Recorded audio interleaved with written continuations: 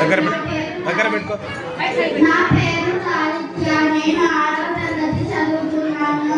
గౌరవనీయులైన ప్రధాన ఉపాధ్యాయులు గారికి, ఉపాధ్యాయ బృందానికి, నాతోటి విద్యార్థులకు నా నమస్కారములు.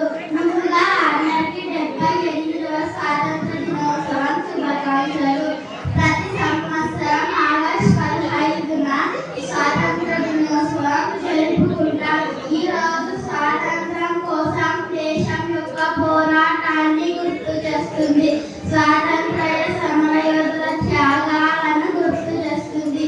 భారత ప్రధాని ఎర్రకోట ప్రాకారాల నుంచి జాతీయ జెండాను ఆవిష్కరిస్తారు. స్వాతంత్ర దినోత్సవం రోజు రాష్ట్రంలో జెండాను ఆవిష్కరించి ఊరేగింపులు నిర్వహిస్తారు. ఎంతో మంది